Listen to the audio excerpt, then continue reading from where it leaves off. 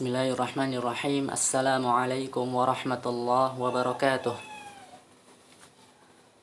Alhamdulillahi rabbil alamin. Wassalatu wassalamu ala ashrafil anbiya wal mursalin nabiyyina Muhammadin sallallahu alaihi wasallam wa ala alihi wa ashabihi ajma'in. Kaifa halukum ayyuhat tullab wa talibat? A'azzani Allah wa iyyakum. Bagaimana kabar antum semua, siswa-siswi yang semoga dimuliakan oleh Allah Subhanahu wa taala. Semoga antum semua dalam keadaan sehat walafiat. Alhamdulillah, pada hari ini ya, insyaallah kita akan melanjutkan kembali materi pembelajaran kita, yaitu pendidikan agama Islam kelas 5. Yang bertepatan dengan hari ini, yaitu hari Jumat tanggal 5 Februari 2021. Ya, hari ini kita memasuki materi yang kedua pada pekan kelima ya.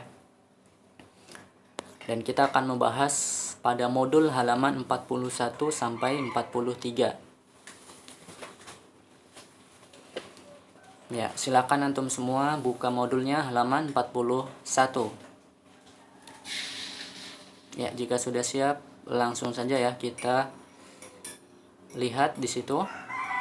Hari ini kita akan membahas al-haditsus tsamin, hadis yang ke-8. Yaitu tentang haramnya darah seorang muslim ditumpahkan. Haramnya darah seorang muslim ditumpahkan dan haramnya harta seorang muslim diambil tanpa hak. Ya, apa itu maksudnya? Nah, insya Allah kita akan pahami ketika kita menerjemahkannya ya, dan saat dijelaskan nanti. Perhatikan ketika Ustadz baca hadisnya. Ustadz mohon antum semua perhatikan cara membacanya ya, panjang pendeknya dan harokatnya.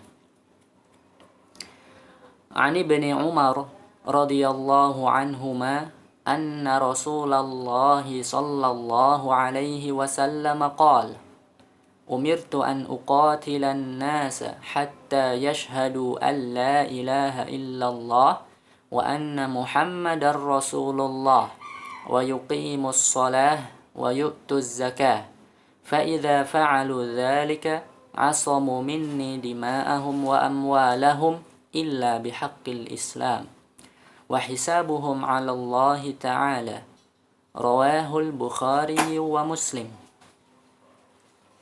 Ya, kita terjemahkan hadisnya. Terjemah hadis diriwayatkan dari Ibnu Umar radhiyallahu anhuma. Ya, siapakah Ibnu Umar radhiyallahu anhuma itu? Pada hadis ketiga ya, sudah sedikit jelaskan siapa itu Ibnu Umar, tapi tidak apa-apa, kita mungkin jelaskan lagi, nggak apa-apa ya. Ibnu Umar ya, atau nama aslinya adalah Abdullah. Nah, Abdullah ini adalah anaknya Umar bin Khattab, maka dipanggil juga Ibnu Umar ya, anak laki-lakinya Umar.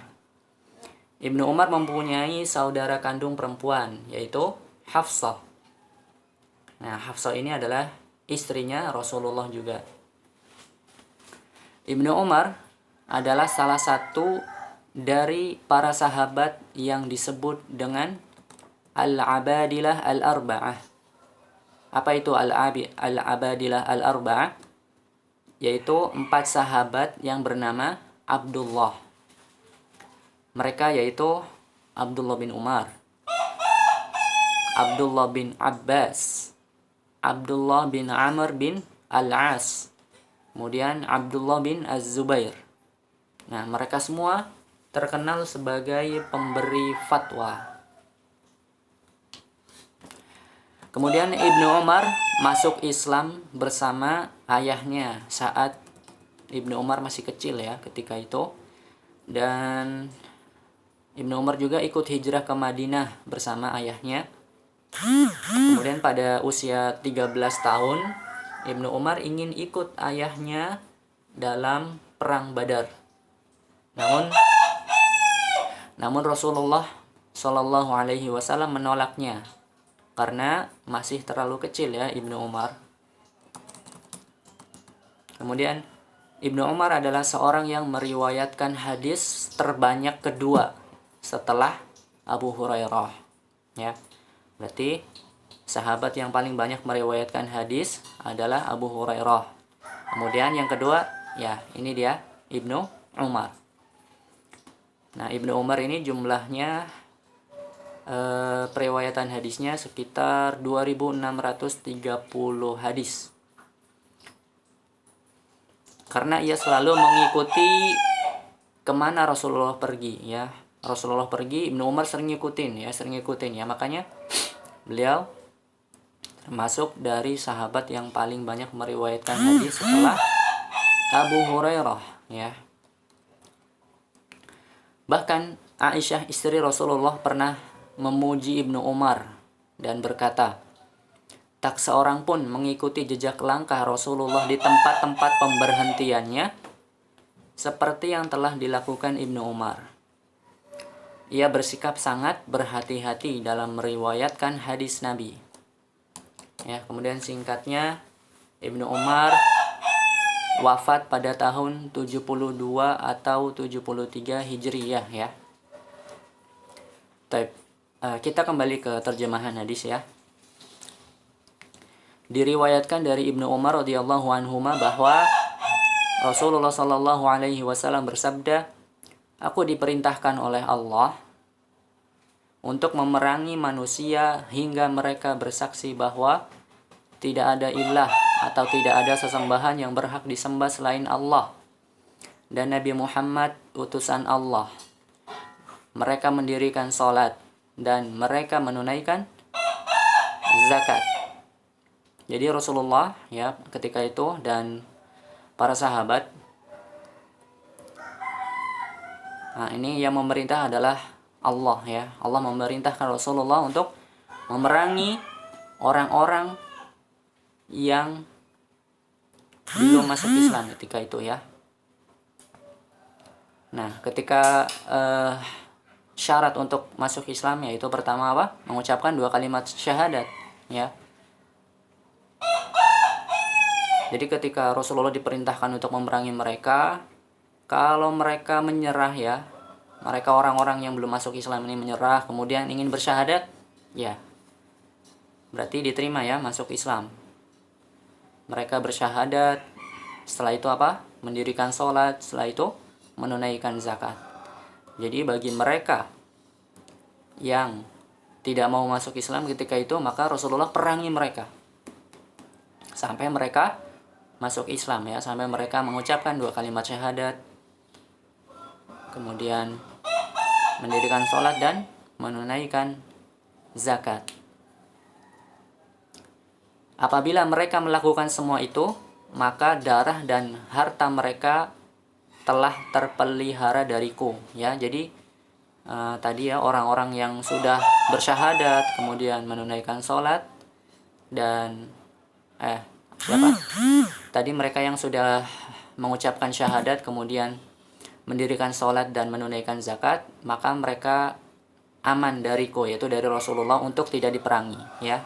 Kalau sudah masuk Islam sudah ya aman, tidak diperangi ya. Kecuali jika ada hak Islam menuntut hal tersebut. Nah, ini maksudnya apa? Maksudnya adalah kalau orang yang sudah masuk Islam tadi misalkan membunuh ya, maka boleh dibunuh. Ya, artinya dikisos ya, dibalas dengan bunuh juga. Misalkan ada seseorang yang membunuh dengan sengaja, maka balasannya dibunuh juga dengan sengaja. Ya, istilahnya adalah kisos. Kemudian yang berhubungan dengan harta juga apa? Misalkan mereka di antara orang yang sudah masuk Islam membunuh juga ya, membunuh tapi tanpa sengaja ya, tidak disengaja, maka boleh juga diambil hartanya ya. Diambil hartanya sekitar, Kalau membunuh tidak sengaja itu sekitar 100 unta mungkin ya. 100 unta itu mahal ya. Unta harganya mahal ya. Dan kelak perhitungannya terserah kepada Allah Subhanahu wa taala. Ya, ini maksudnya hati mereka ya. Apa yang ada di dalam hati-hati mereka yang telah masuk Islam itu yang tahu hanya mereka dan Allah ya. Jadi urusan hati itu kita serahkan kepada Allah Subhanahu wa taala. Kita hanya bisa menghukumi seseorang secara zahirnya saja, yang bisa kelihatan saja di kita ya. Ketika mereka mengucapkan syahadat, kita dengar ya, kita tahu, ya enggak? Mereka kemudian mendirikan sholat, kita bisa melihat ya. Kemudian ketika mereka menunaikan zakat, kita juga bisa melihat. Maka kita menghukumi sesuai yang bisa kita lihat saja secara zahirnya. Adapun kalau mereka menyembunyikan dalam hati mereka, misalkan mereka dalam hatinya masih mengingkari ya, atau tidak ikhlas dalam mengucapkan syahadat, dalam mengerjakan sholat, dalam membayar zakat, mereka tidak ikhlas, ya maka itu diserahkan kepada Allah ya. Allah yang tahu hati para hamba-hambanya ya. Biasanya ya seperti itu adalah orang-orang munafik. Orang-orang munafik itu menampakkan keislamannya tapi menyembunyikan kekafirannya di dalam hati mereka. Ya. Hadis ini diriwayatkan oleh Bukhari dan Muslim. Ya, kita selesai di halaman 41. Maka buka halaman berikutnya ya. Syarhul hadis, penjelasan hadis. Laqad arsalallahu rusulahu wa anbiya'ahu wa arsala ma'ahum kutubahu liyanshuru dinallah fi kulli arja'id dunya wa yartafi'u dinullah ala kulli al-adyan wal milalil ukhra. Allah telah mengutus para nabi dan rasulnya dan mengirimkan bersama mereka kitab-kitabnya untuk menyebarkan dinullah atau menyebarkan Islam di setiap penjuru dunia agar meninggikan Islam di atas agama-agama yang lain. Faqamu jami'an bikullil mahamil lati kullifu biha wa badhalul ghaliya wan nafis wa dhahhu bi anfusihim ila an wasalatid da'watu lil khalqi fanqasamu fariqaini. Fariqun in syaraha sadruhu lil Islam wa fariqun akhar ghasyiya qalbuhu ad-dhalal. Dan mereka semua ya, para rasul tadi telah menjalankan setiap tugas yang dibebankan atau diperintahkan Allah. Mereka mengerahkan atau berusaha dengan sebaik mungkin, bahkan mengorbankan diri-diri mereka demi tersampaikannya dakwah kepada makhluk. Kemudian manusia terbagi menjadi dua kelompok dalam menerima dakwah Rasul tadi ya. Kelompok yang hatinya menerima agama Islam, maka masuklah ke dalam Islam. Dan kelompok yang lain ada juga yang hatinya tertutup oleh kesesatan, maka tidak masuk Islam. Ya, kita selesai di halaman 42, kita lanjutkan halaman berikutnya atau yang terakhir yaitu halaman 43. Fawaidul hadis. Faidah-faidah hadis. Yang pertama, man nataqa bisyahadataini wa yuqimus shalah wa yu'tiz zakah faqad haruma damuhu wa maluhu wa man lam ya'ti biha halalud dami wal mal. Barang siapa yang mengucapkan dua kalimat syahadat, mendirikan salat, menunaikan zakat, maka haram darahnya untuk ditumpahkan atau diperangi dan haram pula hartanya. Ya, haram pula hartanya diambil atau diganggu. Dan barang siapa yang tidak melakukan tadi yang disebutkan, maka halal darah dan hartanya. Ya, jadi bagi mereka ya yang sebelumnya belum masuk Islam ya, orang-orang kafir dulu yang non muslim sebelum masuk Islam, kemudian mereka masuk Islam ya dengan mengucapkan dua kalimat syahadat, mengerjakan sholat, kemudian menunaikan zakat, maka tidak boleh diperangi, tidak boleh dibunuh lagi ya, tidak boleh dibunuh dan tidak boleh diambil hartanya secara cuma-cuma ya, tidak boleh diambil hartanya sembarangan.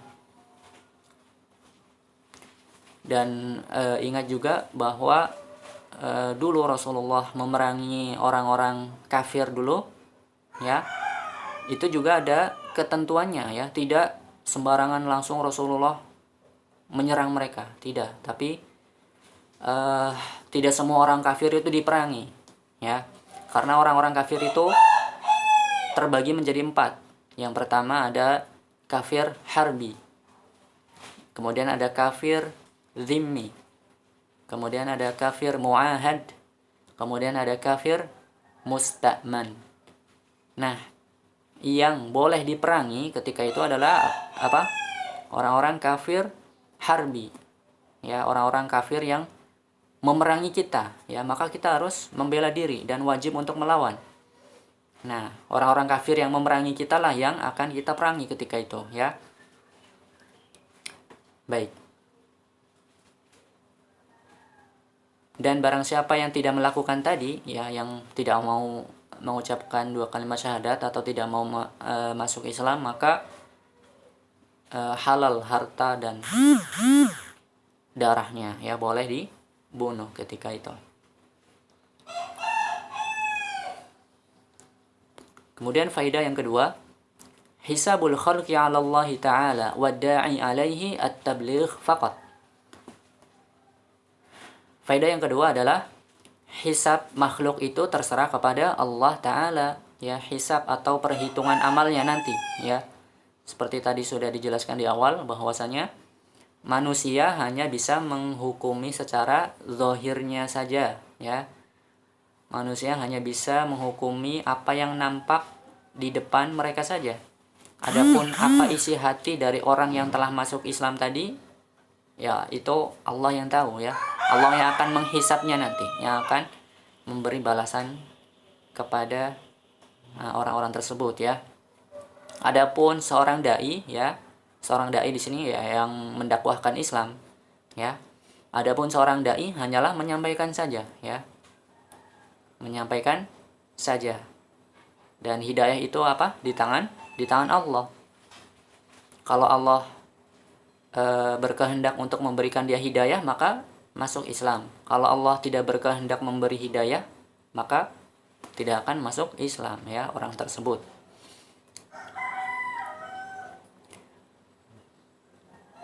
Buktinya apa? Ada nabi yang pengikutnya hanya 1 orang saja, ya. Pengikutnya ada yang 2 orang, ada yang banyak juga. Dan ada juga nabi yang tidak mempunyai pengikut, ya. Nah, itu menunjukkan bahwasanya hidayah itu di tangan Allah. Hidayah itu hak Allah. Ya, Allah yang akan memberikan hidayah. Adapun nabi dan rasulnya dan para dai hanya bisa menyampaikan saja, ya. Yang memberikan hidayah adalah Allah Subhanahu wa Ta'ala. Baik, kita cukup ya sampai halaman 43 ini. Apabila ada kekurangan dan kesalahan, Ustaz mohon maaf. Wallahu a'lam bishawab. Kita tutup pertemuan kita hari ini dengan doa kafaratul majlis. Subhanakallahumma wa bihamdika asyhadu an la ilaha illa anta astaghfiruka wa atubu ilaik. Assalamualaikum warahmatullahi wabarakatuh.